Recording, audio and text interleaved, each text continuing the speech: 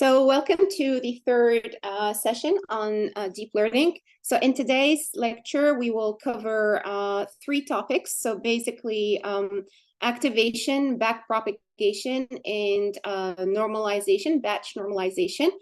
And let me get started with first the activation functions, okay? So we have seen, like just to remind you guys, we have seen that deep learning originally stemmed from the concept of how a neuron works. So basically the idea is that we have a bunch of, pathways here, the dendrites, and these dendrites, they are connected to the neuron body. So here, the neural cell over there, so where there is the soma. And if there is enough, stimulation to the neuron, so it gets a lot of signals here with different values, right? For example, 0.8, 0.1, 0.9, etc. And if it, the summation of all these values exceeds a particular threshold, then the neuron will fire a signal along this axon. So when we say it fires a signal, it means it will be activated. So this is the activation function. The activation function here depends on a particular threshold, theta, okay? So if we translate this into a simple graph or neural representation using this, model right here, you guys can see basically what we have. We have these, weights that are inputted to a neural cell, which is here we call the hidden unit, right? And then we apply, after we sum all of these units, right? So after summing them, we apply an activation function A. And this activation function is what's inside the neuron. So the neuron will get an activation response depending on the sum inside of it. So the sum that it actually receives it from all these inputs, okay?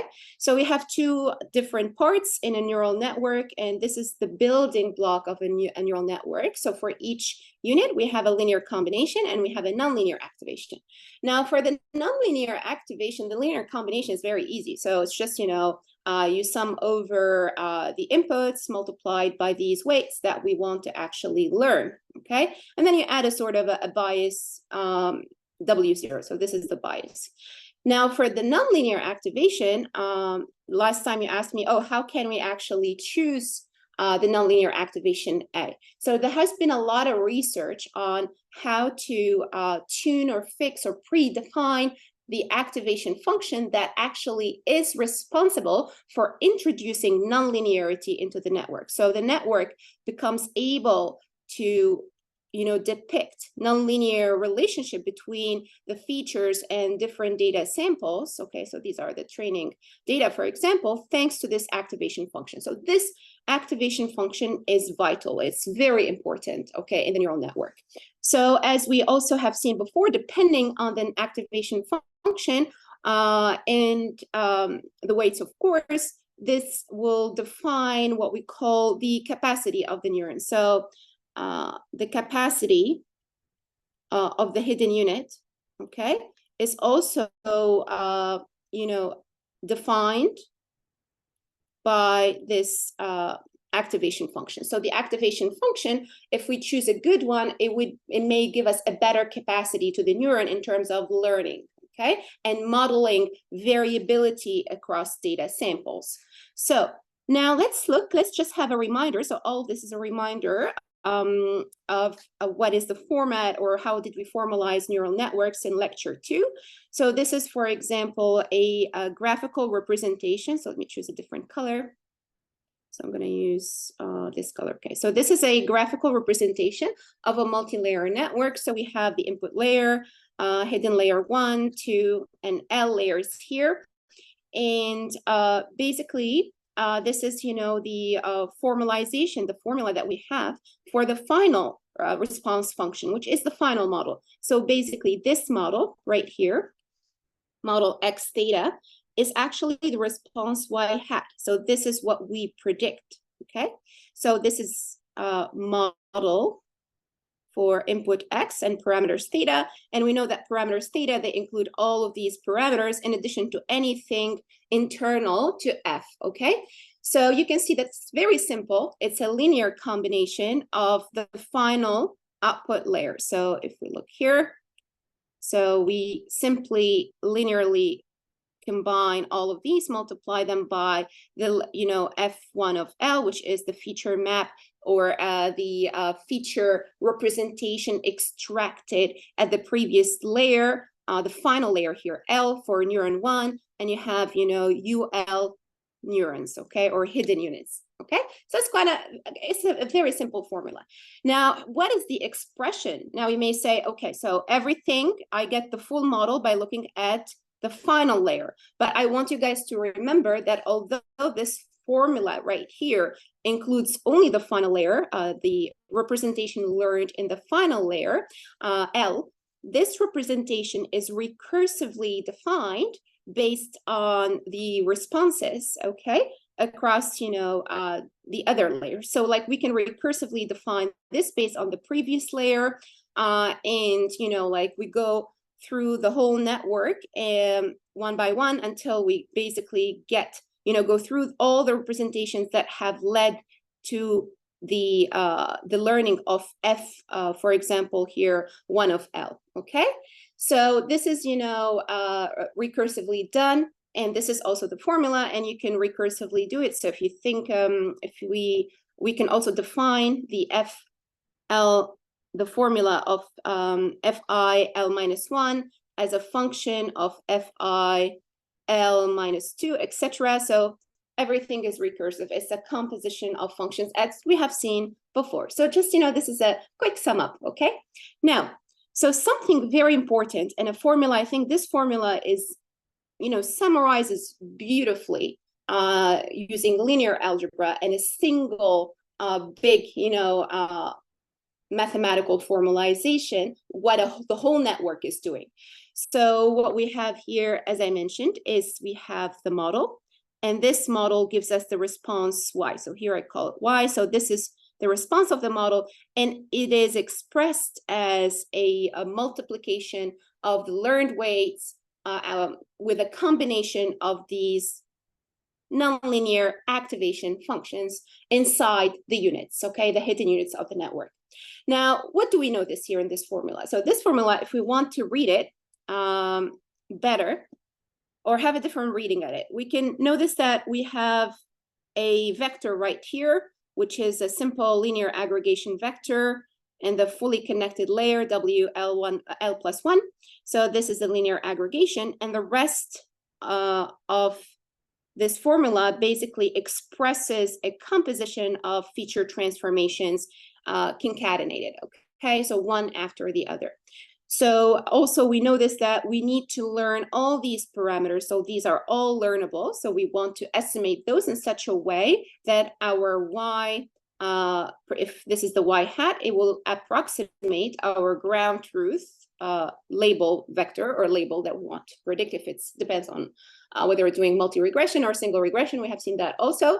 So we want to minimize the distance between these two. So the better the mappings we learn for our feature representation transformations, the closer we get to the ground truth. Now, one thing that we see also in this formula is what is dynamic is the W. So these are dynamic components of this, formula. However, the A here, the activation, okay, it is fixed. So interestingly, we are applying a fixed function over and over again. So the activation here is predefined. It's a prior function that we define and we use inside the network. And this is visible in this equation, okay? So now, one thing, one assumption that we make, you may look at this and you ask, well, why do we actually fix the A, right? So that's a big question. And one thing that, a simple assumption that we make about how a neuron works inside the brain is that the threshold potential for stimulating the neuron to fire is fixed across all brain neurons. So basically we have the same, kind of type of activation for every single neuron in the brain. So this is a very strong assumption to hold. So it means that we are assuming that all brain neurons will have the same kind of activation pattern, independently or invariantly to where they are, or which function they carry. Okay, so this is what we call a reductionist hypothesis, and we will challenge it at the end of this section. Okay, so that's good news. Now let's look at this function. So we're going to go over like a list of activation functions, starting with the early ones. So we will just go over the landscape of activation functions, starting with the step activation. We have then the logistic activation, ReLU, and Maxout. And these are conventional activation functions that have been introduced in a kind of a chronological order, not necessarily, but they were kind of criticized in a chronological order, which means step activation has a few issues that the next activation function tries to fix, etc. So we're trying to kind of identify or discover the activation function that will mimic best how a brain neuron works, and that would give us the best generalizability of our neural network. Okay, so first we start with the step activation function. So the step activation function actually is a very simple function. So here if we have x, so let's right here, so we have our this is f of x, and this is our variable x, and the step function will look like this. So we have a particular threshold theta here, for example, we call it theta, and then it varies between 0 and 1, and then if basically we call it f of x is equal to 1 if x is larger or equal to theta, and 0 otherwise. Okay, so this is the step function. It's a very simple function. Now, the step function originally, the good news is that it acts like a digital switch. And this is basically, we assume that a neuron in the brain acts as a digital switch. It means it gets turned on and off, whether it doesn't have something in between. It's either on or off. Okay, so it's a binary task. So this kind of function allows us to, nicely model this first hypothesis that we have. Okay, now, however, this function has a drawback, and the drawback that the step function leads to a piecewise flat costs. As you can see, it's piecewise function right here, right? Which are extremely difficult to optimize using any local optimization technique. So these functions, if you want to calculate or differentiate these functions over and over again, they're not easy to differentiate and also optimize, okay? So now let's have a look at another function. So logistic activation. Logistic activation, as you guys can see from the shape, it's a sigmoid function, and the sigmoid function here, it nicely approximates the step function. So you it's centered at 0. Okay, so we have the 0 here as a threshold, right? So all negative values, basically anything negative will have as a response 0. And anything positive will have as a response 1. Okay, and then there is like a shorter, it's kind of a step function, but it's smoother, which means we can easily differentiate it, right? It's a smooth differentiable function. So optimization wise, if we want to optimize, it should be okay, should be good. So that's not too difficult to optimize, all right? And it kind of approximates, as I said, this function is a better approximation for the rigid step function, all right? Now, the problem with this function, although it is good in terms of solving the issue of the step, right, function, it has some disadvantages. So let's look at them one by one. So first, this function leads to what we call the vanishing gradient problem. So what is the vanishing gradient? So every time you calculate the derivative, so if we look at the derivative of this function, you can see that values that are far away from 0, okay, they will be set to 0, and the values that are centered around 0, they take they do not converge or to zero. So they have different values here, okay? So they take different values. So imagine now you're evaluating, you started your W, you initialized your W matrix or whatever, all these weights, and then you want to calculate your loss with respect to W. And you're using this activation function. So what this activation function is doing first, number one, in terms of loss of W, anything, if the weight is negative, okay, if the weight is negative, you're gonna have a lot of zeros here, okay? So it creates a lot of zeros in the main function.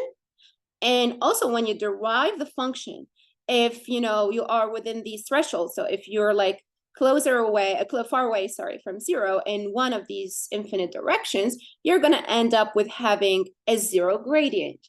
And a zero gradient, it will make your total gradient vanish, which means throughout your whole network, okay?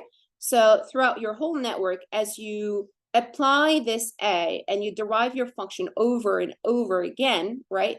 And you try to back propagate, so we'll see that later, to calculate the derivative, the partial derivatives of your neurons with respect to, parent network, parent nodes. So you're just calculating derivatives. So anyway, so when you calculate the derivatives of this function, this whole network, with respect to W, you will end up having many zeros. So if you were lucky at the beginning, and this will not get you a zero because you are basically here, so that's fine. But maybe later, as you keep on composing and applying the A, you may end up with lots of zeros. And this will lead your gradient to be zero, which means, it is kind of vanishing. So the vanishing gradient, it means your loss has, like a zero gradient, and you can't optimize it anymore. You can't update it, right? So the change is zero. So it's not changing.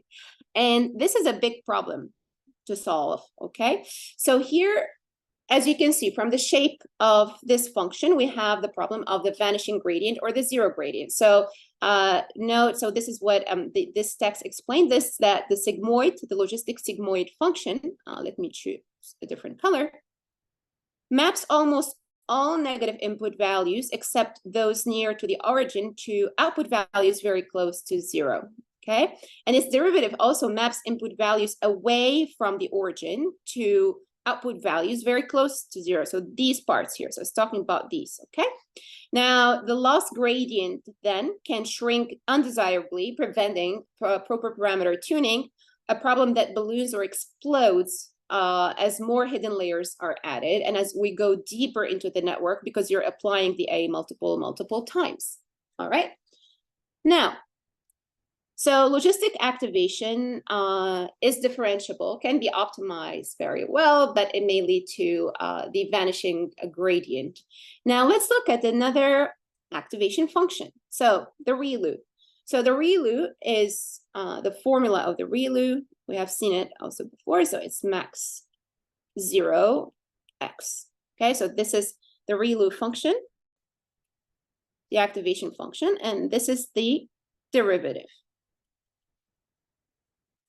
So what we notice here is that ReLU has it also has a nice shape. It is easily differentiable. So when you differentiate it, you're going to get the step function. What happens also? What do you guys notice? So without having a look at the text, we notice a similar behavior. So, but it's not catastrophic because the derivative here we have, if you are far away from zero to the right, you don't have a vanishing gradient. So it means you have a non-zero derivative. But if you go to the left, right, you have a, zero derivative, which means, like if x is lower than 0, right, the derivative is basically a null. And this is not also good. So the problem is that using the max 0x, we find that many values of the original function and also of its derivative, which is the ReLU, right? They tend to be zeroed.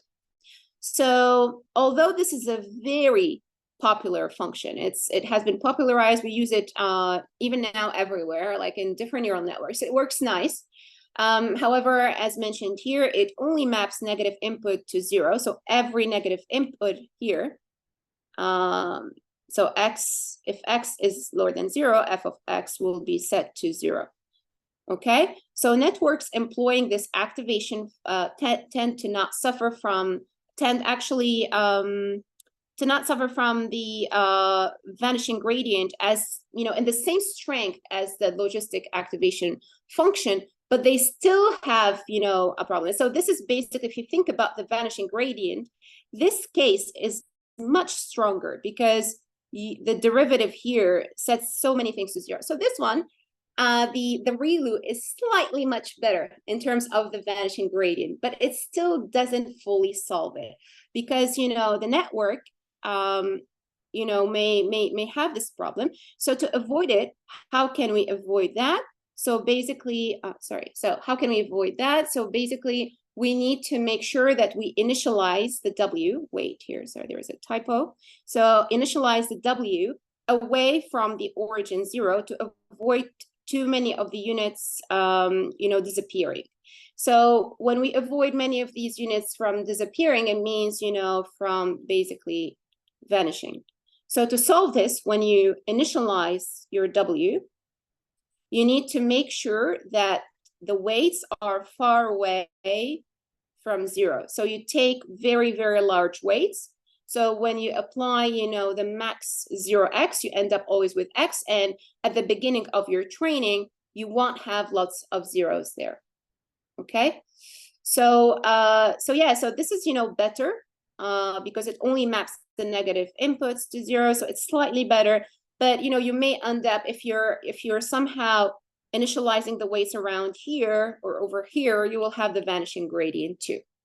So now the last activation function that we'll look at. So we covered the step, the logistic, that is an approximation of the step or the sigmoid, but it has a vanishing gradient. The ReLU, which is a better version as it allows us to avoid the vanishing gradient if we initialize very well the parameters of the model, randomly initialize them far away from 0.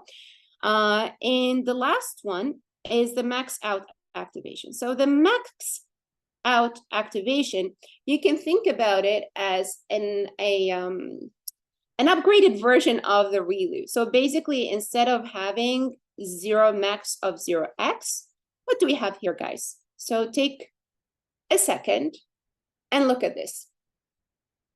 So our activation function x has 2 terms. So we're going to take the maximum of 2 terms. V0 plus V1x, this is term 1. Okay. And W0 plus W1x, which is term 2. So V0, V1, W0, W1 are actually hyperparameters of A of x, okay?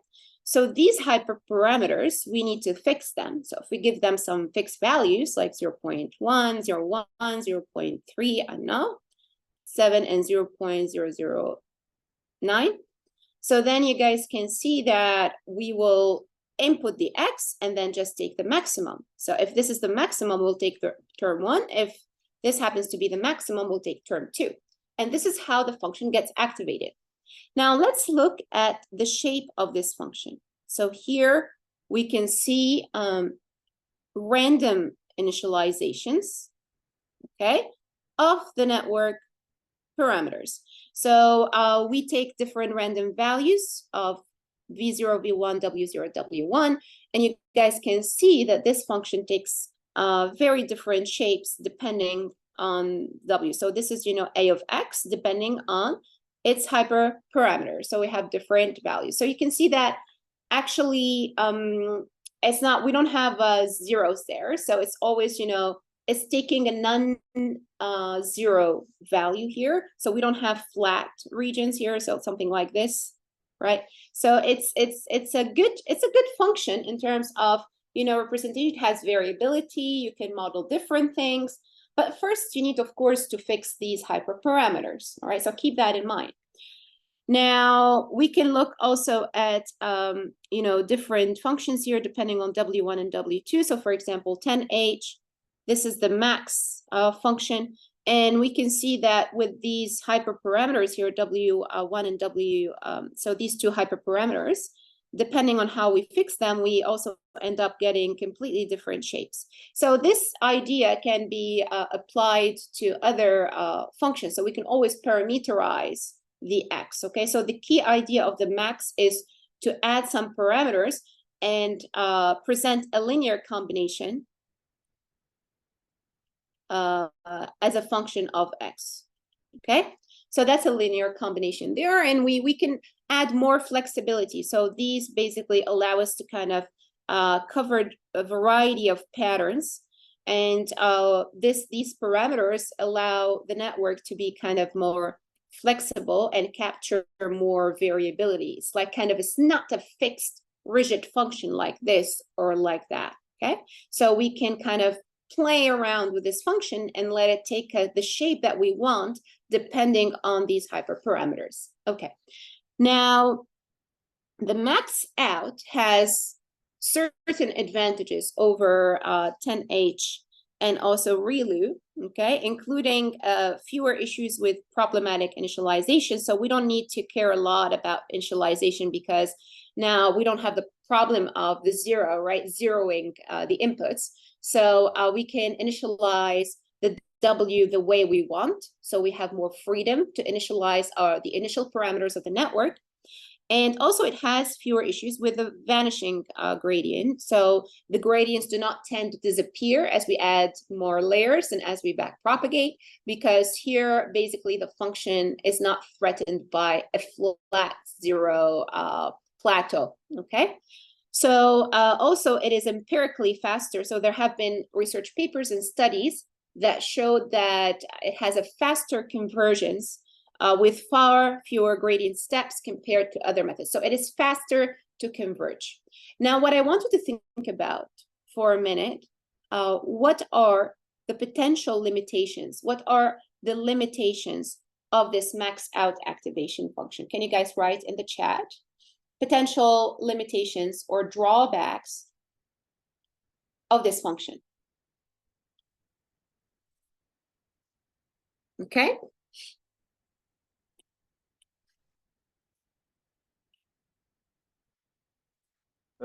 Miss, in some point, it's not derivable in some point. There is a point where the function is not derivable. Yes, here. Over there, yeah, because yeah, so that's not a huge problem. You can always smooth that out, okay? But you can also use a 10H version of that, which smoothes it out. So that's not the main problem. So I want all of you guys to think and to write in the chat. So let's take a second and try to find another big limitation. Yeah, aside from that, so that was mentioned too.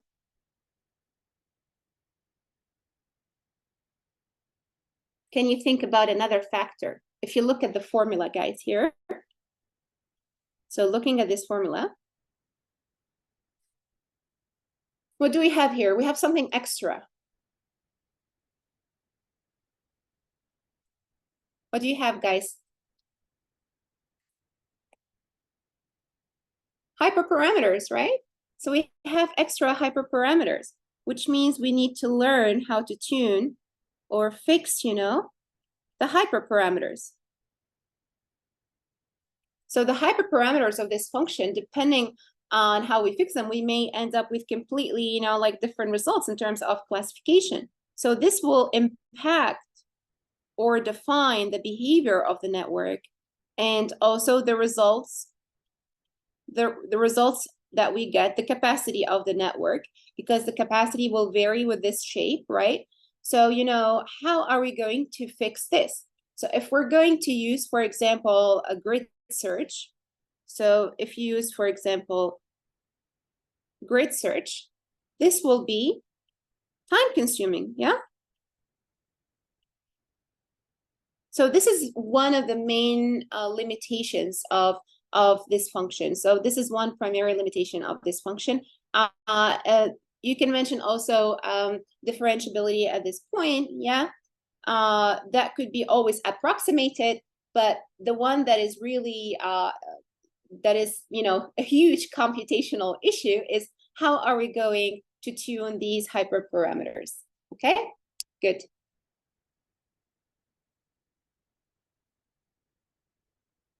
So let me.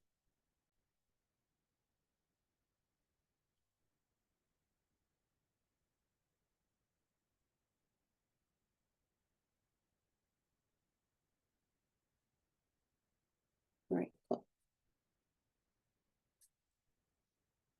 Great. So so we have seen different simple activation functions, and as I mentioned earlier, these are conventionally used or traditionally used in many deep learning papers and many deep learning you know, codes, including, for example, GANs, generative adversarial networks, diffusion models, some variants of diffusion models, etc.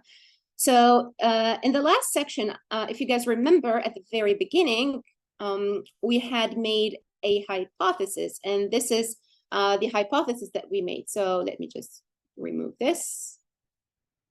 Okay, so the hypothesis that was made is that the threshold for activating or stimulating a neuron is fixed across all neurons, okay? Which means that our A activation function here is fixed. So now, in a recent paper published at NeurIPS, 2000, I think, in 22, they actually challenged this hypothesis. And I found this paper very interesting because it presented an adaptive or a dynamic activation function that changes for every single layer in the network, and it also for each neuron in the network, okay? So this paper is titled Stochastic Adaptive Activation Function. And as I mentioned, it was published in a NeurIPS conference in 2022. So let's have a look quickly at the contribution of this paper. So in this paper, the authors have realized that the mechanism of human neurons that rectify inputs, they usually consider the context, okay? Which means every time I have a neuron here, or a different neuron, a second neuron there, all right? These have a particular context coming from, you know, the input data. So the input data, of course, is a linear combination, is W1TX, right, transpose, and we're going to apply the activation function that we choose here. So the activation function will look at the distribution of this, basically, of this input data, W1TX, okay? Now, another neuron here we may have a completely slightly, or, you know, a slightly different distribution over there. And the idea is that, look, the neuron here will respond to, you know, a particular context in the image, so or a particular pattern in the image, and the other one may respond differently to also its neighboring pixels, or its, you know, neighboring patterns or other patterns in the original image that was vectorized here. So remember, we vectorized the image into different, for example, pixels. So the idea here is that we may have completely different contexts, and if you have that, you cannot assume that you will have exactly the same response. So stipulating or enforcing the same response here for these two neurons may not be reasonable. So the idea is that we want to vary the A along, you know, neurons in a single layer and also across layers. So every single neuron will have its own activation, right? And this will better mimic how the neurons in the brain work. So here, basically, they propose what they call an adaptive Swish activation function. And the main contributions of this study are basically suggesting a simple yet effective activation function. So this is why I love all great ideas turn out to be very simple, by the way. So here they found an explicit form for this function. So they, wrote it down mathematically, and this function basically it addresses what we call the passive activation function. So the passive activation functions are these ones which basically which take the same form. All right, so it's a passive kind of activation. So they move from a passive activation to, oops, so let me just load this and open again, to a dynamic activation function. All right, so we're still in one here. So to a dynamic activation, let's look at this. So we're going from passive to dynamic. So this ASH activation function is designed as an active, not passive activation function that provides outputs regarding the context of inputs. Regarding the context, we'll see that what they mean by context is simply distribution here, okay? The distribution of the input values to this neuron, which is W1TX, all right? It's the linear combination of the weights and the input variables of the previous layer. And also the second one is that it's this conditional activation function, it employs an adaptive threshold. So they define a threshold theta depending on the unit.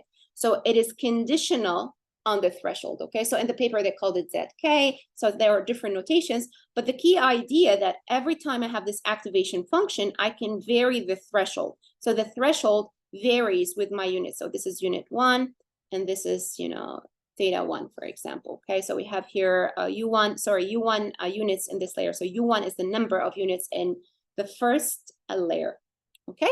Cool. Now this is the function. The function is actually very simple. So, they use they define, a threshold theta, and they take basically f of x will be equal to x if x is larger than theta, 0 otherwise. So you guys can see that this is very similar to ReLU. It's not far away from ReLU.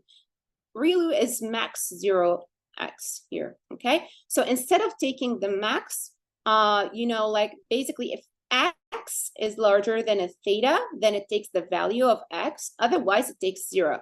So now we're kind of thresholding with respect to a theta. So the ReLU moves out from, this shape, if we want to plot it, so 0 to a learnable threshold theta. And if we have theta, it will be something like this, okay? So we're moving this function around.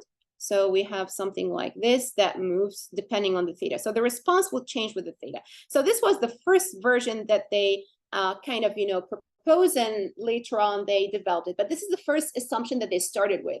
They started with simply, and it's a simple idea, okay, very simple. How am I going to move my theta? So I don't want my theta to be 0, okay?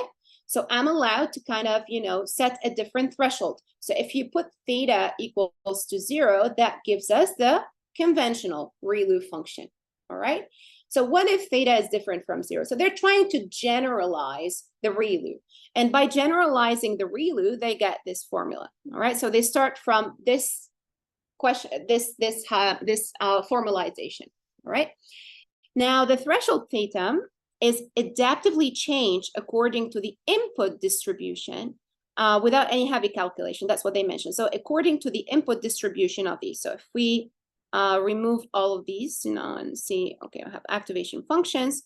So you guys can see that basically depending on the distribution of the data, we'll have a particular response. So the theta will vary with distribution. So here we'll have a yellow theta, for example, for the first neuron, and we will have a green theta, as I mentioned here, for the U1th neuron, all right?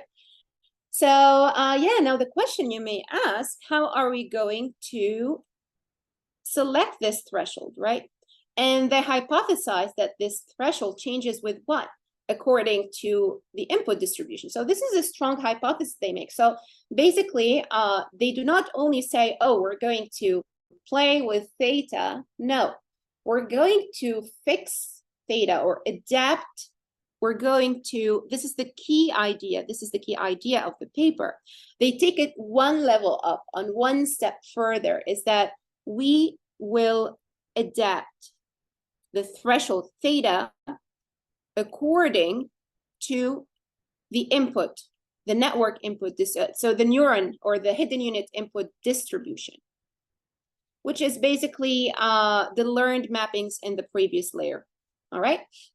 So here, this is a very interesting idea, and why they make this hypothesis. Why they say that we wanted to actually depend on the input distributions. It's an interesting question to ask. Okay, so how did they come up with that?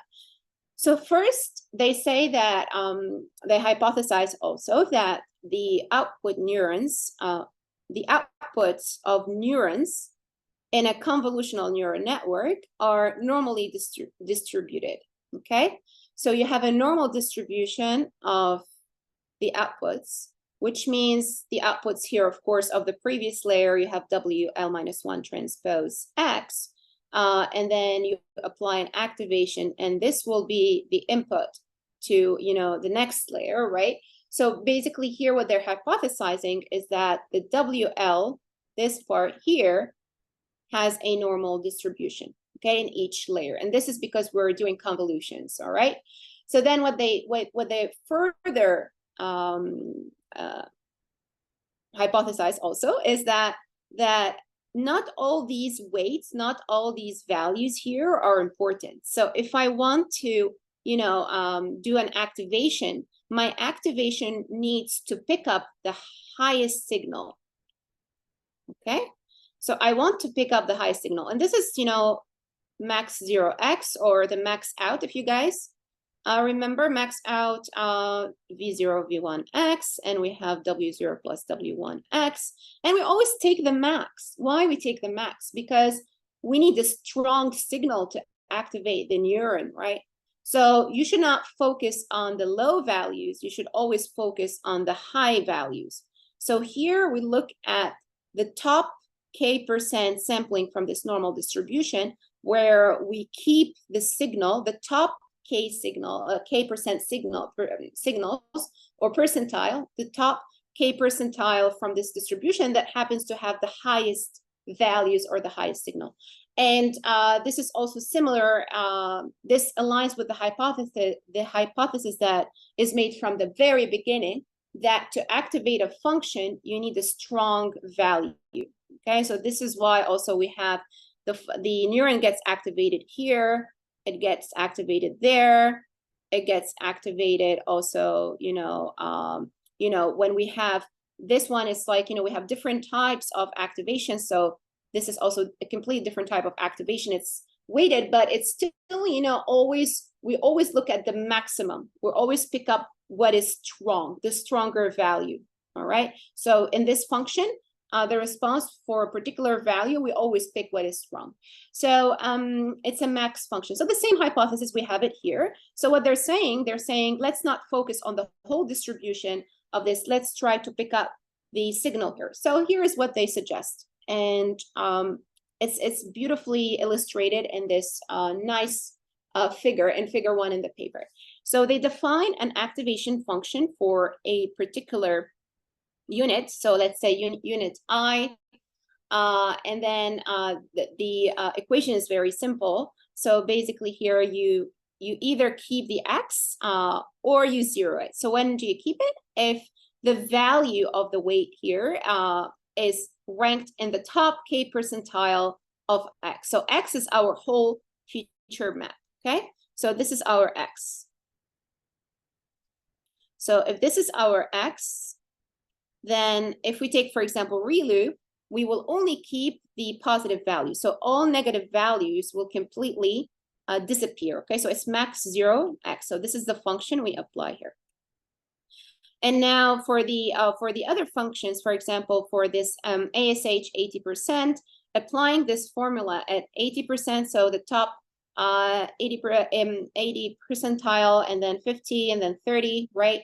So then what happens is that every time we're going to keep only the values that fall within the 80% percentile, which means, you know, we'll only keep the top values within the 80%. Okay, so this will change. So we start with 80%, for example. So this is maybe like this. So 80% is even bigger, right? So 80% until we get to maybe, for example, 30%. And what you guys can see that the activation map changes completely. There isn't an overlap necessarily between these. So you can see that, for example, the 0.3 right here. So there are some overlapping numbers and others that may not overlap across all, you know, ASH, but also if you look at the ReLU, because it's an interesting one. For example, for this 80%, we are able to keep some negative values, like these negative values, they do not disappear. And what you notice that at 30%, we have even sparser, a sparser or more sparse signal, which means our map only keeps the the highest values that we have in the original matrix falling within 30% or 30 percentile. So we only keep 30% of the top values. Okay, so of the values, if we sort them, if we sort them from high to low. Now, one thing about this is that you can see this adaptation, right? So every time, so if we read this from left to right, every time we change the threshold, we can see that the patterns, what we're depicting is slightly different. So we're depicting some different signals, okay? So the patterns are slightly different here. So here we have a sort of, you can think about it as a tension mechanism. And this is what drives the whole field of, you know, diffusion models and also transformers, right? So this activation function is really actually very, very powerful because it has an inherent attention mechanism to, but it's a different type of attention here, right? Because it depends on the distribution of the input data. And then depending on that, we can look at these activation maps, and we can also try to get some insights into the explainability of the model. So the explainability means I look, if this is the original image, if this is the image of a tree, for example, or whatever, and then I can identify which parts of the image have led to the decision-making process of the network, have led to the prediction of the label of this tree, which means these pixels, they are highly activated, which means these pixels actually, they allowed me to make my final decision, okay? So these pixels might explain why we were able to kind of, you know, identify this as a tree. So you can see that this adaptation or this adaptive thresholding has lots of ramification and lots of insights, including attention and explainability. So the last interesting part of the paper is that after, you know, like following different mathematical steps that are quite simple, the paper is very simple to read, I think. They discovered that basically the activation function is a simple Swish function, and a Swish function has been shown in the literature. So Swish function is x s of x. So this is, you know, how it is defined in the literature, and it has the best performance activation, okay, across a variety of neural networks. So x times a sigmoid function turns out to be a very powerful one, a very powerful activation function. And what they discovered a generalized version of the Swish that is dependent on the distribution here with different thresholds. So ux is a mu x and sigma x and zk. These are basically the statistics of the distribution of the input data x, and the zk is the threshold that we want to learn or fix automatically. Okay, so here is the z score, but we won't go into the details. But what they discovered at the end of the paper is this lemma that ASH activation function exhibits general formula for the Swish activation function. And general formula, why is it general? because if you think about the Swish function, if we call it, for example, so the Swish function s of x, right? Then here we added some parameters, which are, let me write in color here. So we have a plus b. So it's a more generalized format where we have a linear combination of x, and we learn the a and we learn the b, and these become, you know, like partially learnable, which is one of the main contributions of the paper. So you can see when we have a equals 1 and b equals 0, we end up with the you know, the original Swish activation function. Okay, so that's why this is a generalized version of the original Swish, and this is what they discovered in the paper. Okay.